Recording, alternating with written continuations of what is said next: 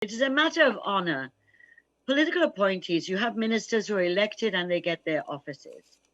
But if you're a political appointee, you're appointed as an advisor, as a special project officer, etc. There are a range of things.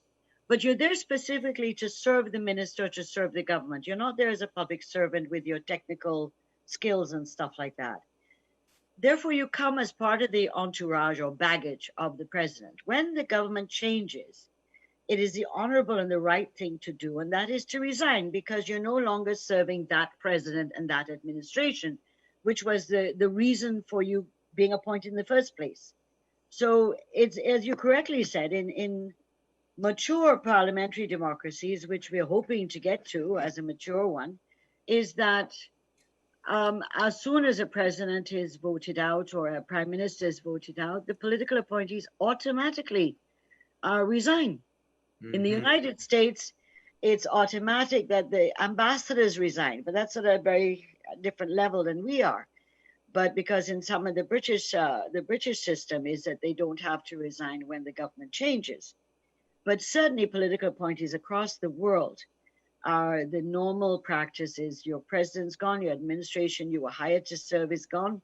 You automatically send in your resignation, you hand in your government assets that you're holding. And so whilst ministers in this case, in general, applied and did hand in their keys of their offices, handed over their vehicles, although a lot of them are in very bad condition, some are damaged badly, I don't understand that. The political appointees have been the most resistant to complying with this. So, and I can only talk from the sector I'm in or the area I've been working in right now in the last week and a half is Office of the President.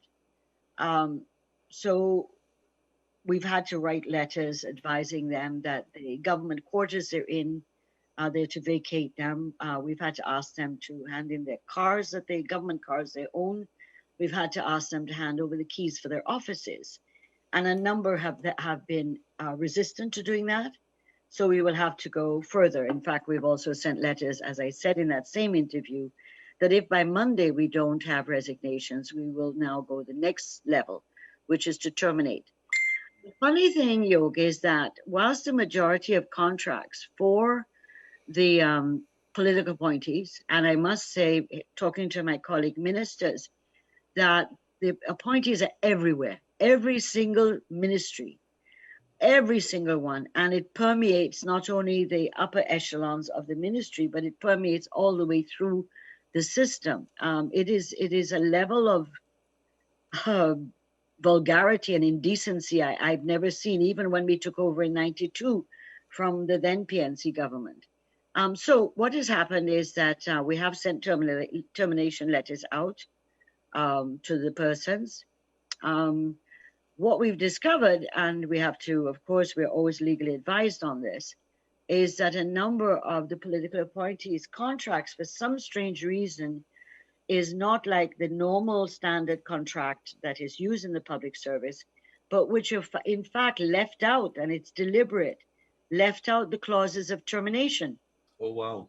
So you can imagine, Wow. Yeah. there's no termination clause. So how do you terminate? So. Wow. Our Attorney General and Minister of Legal Affairs has been challenged to deal with this, and we've been advised accordingly. But I could not believe that so far we found a number of them where there's no termination clause. So how do you terminate? And this is a person that has 3 years, 3-year contracts that will take them to 2022. Right. Well, that is interesting because I have invited, I've asked Attorney General and Minister of Legal Affairs to join us next Monday, ladies and gentlemen. And I wanted to ask him that because the other burning question that a lot of the population wants to know about is some of these contracts have been created or renewed post-elections. Yes. Not just post NCM, but post-elections. Yes. And there has to be some liability there. I mean, Minister, I mean no insult to your government when I say this. What we find straight, taxpayers have to fund two sets of public servants, those who are holding on to the old contracts that have been unconscionable in their renewal, and the ones who rightly deserve that spot as well. I'll let you know that there are contracts that were renewed as late as April this year. Some were persons in the system already, but who are getting extensions or new contracts with extensions. A lot of them for the next year, 2 years, some with 3 years. And so this is what I'm talking about, the level of depravity to do this. It isn't, there's, you know, one can call it criminal, and I leave that to AG, to the Attorney General to determine those legal issues. But there must be something about decency and righteousness. You know by April that you lost the elections. You must have known. I mean, not you, but Mr. Granger must have had an idea that they lost the elections. And to go and renew contracts in April, some of them weren't issued until May, June. There's one that was issued July 30th, for example. And so this is a level of, I can't find the right word other than just baseless, a level of depravity. That's the only word I can think of right now, that one could dare to do this. And the salaries are very, very generous. Let's put it that way. Well, I do know that there's a private criminal action from Christopher Ram against some of the former ministers requesting the court's attention to their salaries. Minister, before I hand you over to my co-host, Mr. Leonard Gildari, as of today, we have noted that a number of the regional personnel, political personnel would have been sent home. However, some of the news coming out is that all of the persons being sent home by the PPPC are Afro-Guyanese, and so this is a race-based decision. Your comments, please. Well, first of all, it's not true as far as I know. Not all are Afro-Guyanese. Some are mixed, like Mr. Parker in Region 9, and I think the gentleman from Region 2. So that I think 7 were sent home, and 3 of them are not Afro-Guyanese. The issue is not that we're sending home Afro-Guyanese. The question that must be asked is, how is it in a multi-ethnic society that when you look at the REOs and PSs of the former government, they were heavily majority one ethnic group? And therefore, was that acceptable? We're not saying that we're doing the same thing, but it was not okay that the public service and persons who held appointments were chosen either because of their affiliation. So the first issue for them was political correctness. They had to be APNU+PNC. Secondly, that there was a preference or apparent preference for those who are of one ethnic group. And so it's unfortunate that that has happened. And it's unfortunate that in trying to clear up and to make sure that, one, you have competent people in the system and people who will work towards the achievement of our programs. And so it's not a question of, you know, and of course the issue is always that they bring up the Afro-Guyanese issue. That has been their the thing that they hold on to all the time when the PNCs got their back against the wall. The point is that when you look at the salaries, and if I were to tell you, give you a couple examples, to say to Afro-Guyanese, if this was your government that you felt was presenting you based on the fact that there was a common ethnic interest, how is it okay that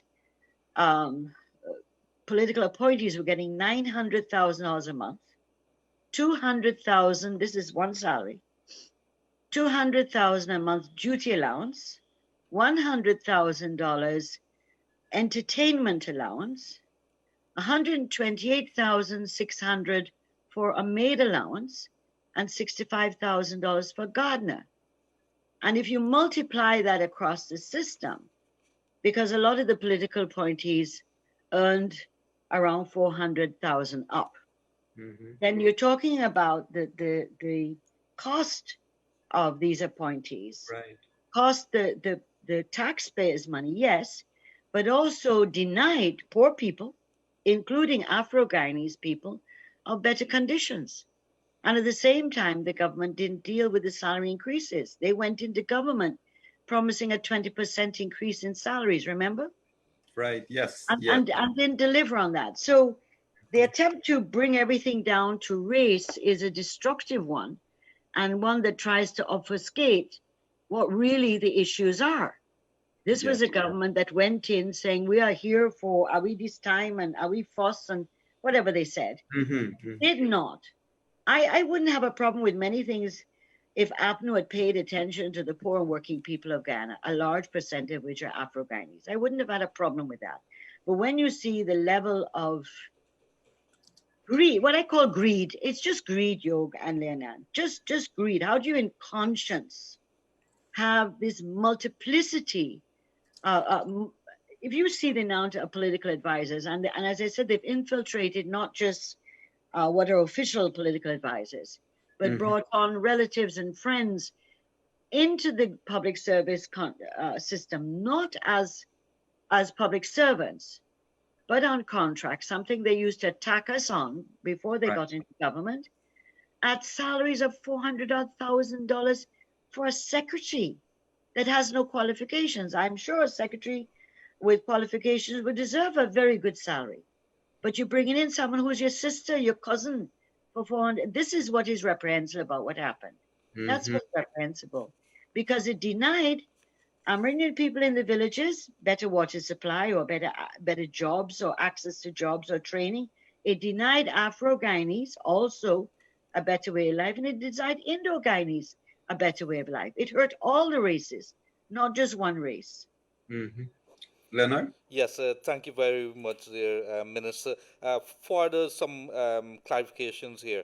When you, how many cases like this have we found? We know that there was about 20 cases at the Ministry of the Presidency, and we were hearing about 50 plus at the Ministry of Communities.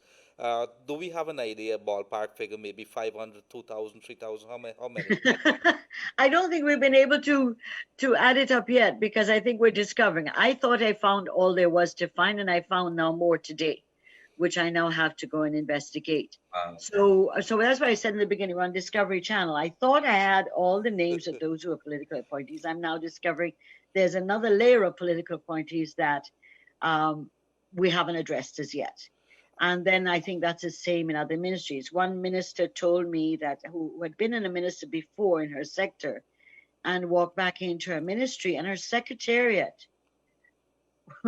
was now 21 people who are political appointees. Wow. And just on that one area of that ministry, and her ministry is very big, so that she walked in, and some of them are press people, some of you may know. And so, but to see 21 political appointees in a minister's office, a minister's secretariat, is mind-boggling. It's absolutely mind-boggling. And they weren't working for small amounts. And in addition to that, you have members of parliament who were given advisor posts to ministers, who were also receiving large duty allowances rather than being paid a salary as an advisor. So it is through the system. And as I said, I don't want to take food out of people's mouths, but at the same time, I think that because every government does hire political appointees, but the issue is that the extent of it and the cost to the Treasury was just really, really exceptional. And so the point, Leonard, is that I think probably within another week, we may have a better idea and be able to tabulate. It won't take 5 months like elections did to tabulate what are the real numbers in the ministry, but every sector is impacted on